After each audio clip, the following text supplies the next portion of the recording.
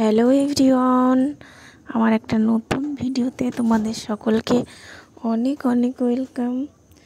তো আজই হচ্ছে বানাবো ঠেকুয়া, চেষ্টা করব আর কি বানানোর, কেমন হয় বানিয়ে তোমাদের দেখাবো। তো তার জন্যেই ফার্স্টে আমি নিয়েছি সুজি, ময়দা আর হচ্ছে আটা।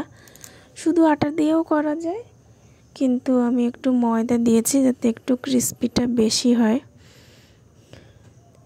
এবার আমি ওর ভিতরে তো মানে আটা, ময়দা, সুজি সবই পরিমাণ মতো নিয়েছি, একই পরিমাণেই নিয়েছি আমি। তারপরে সেটাকে ভালো করে ময়াম দিয়েছি, দেওয়ার পরে এখন আবার ঘি দিয়ে তারপরে আবার একটু সবগুলো সমান পরিমাণে মিশিয়ে নিচ্ছি। এই দেখো, ভালো করে মিশিয়ে নিতে হবে। তারপরে মেশানো হয়ে গেলে এবার হচ্ছে তোমার নারকেল কোড়াটা দিয়ে দেবো।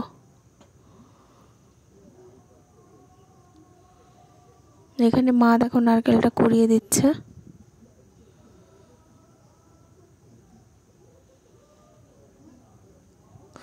আর এই দেখো, যখন দেখবে যে হাতের মধ্যে এমন মোট হয়ে আসছে, তখন হচ্ছে বুঝবে যে হ্যাঁ ময়ামটা দেওয়া হয়ে গেছে।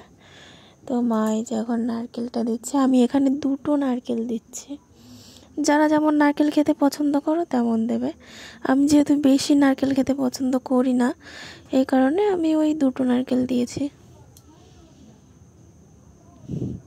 তারপরে আমি ভালো করে মিশিয়ে নিয়েছি। আর এখন হচ্ছে অল্প অল্প জল দিয়ে মেখে নেব, কারণ এই মাখাটার উপরে ডিপেন্ড করে যে তোমার ঠেকুয়াটা কতটা শক্ত হবে। তো প্রথমে অল্প অল্প করে জল দেব, দিয়ে একটা শক্ত ডো তৈরি করব। শক্ত বলতে একেবারে শক্ত না, মানে মোটামুটি শক্ত, যাতে গোল বানানো যায়। তো ফার্স্টে আমি 1 গ্লাস জল দিয়ে দিয়েছি, আর দিয়ে ওটাকে মেখে নিচ্ছি। আর এখানে অনেকটাই আটা হয়ে গেছে, মানে মিশ্রণটা অনেকটাই হয়ে গেছে, যার জন্য আমি আর মাখাতে পারছি না। তো আমি মাকে বলছিলাম যে মা তুমি একটু মেখে নাও। তারপরে এই দেখো মা মাখছে।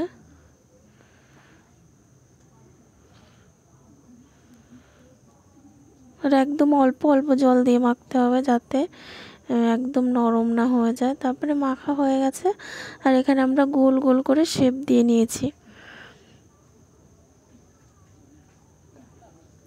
তারপরে এই যে একটা গরম করতে দিয়ে দিয়েছি কড়াই।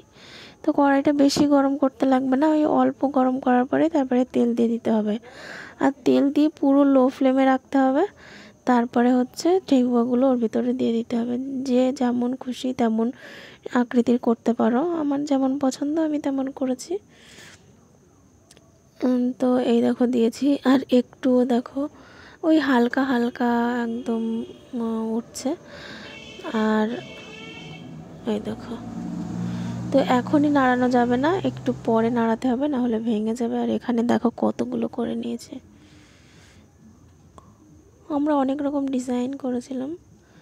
আর শেষে তো আমরা একটু দুধের মধ্যেও ভিজিয়ে নিয়েছি, ভেজে সেটা দেখাচ্ছি না, কারণ ওটা কালকে সকালে খাবো তাই।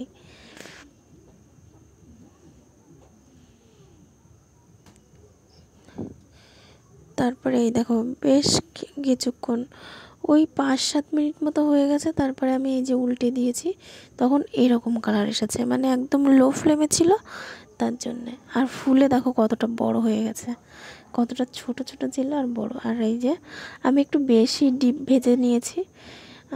যদি কেউ চাও হালকা ডিপ করতে পারো, তবে বেশি ডিপ করলে যখন তুমি নামাবে তখন মনে হবে যে নরমই আছে, কিন্তু যতটা টাইম যাবে ততটাই শক্ত হয়ে যাবে। তো এখানে আমি সবগুলো ভেজে নিয়েছি। এই দেখো,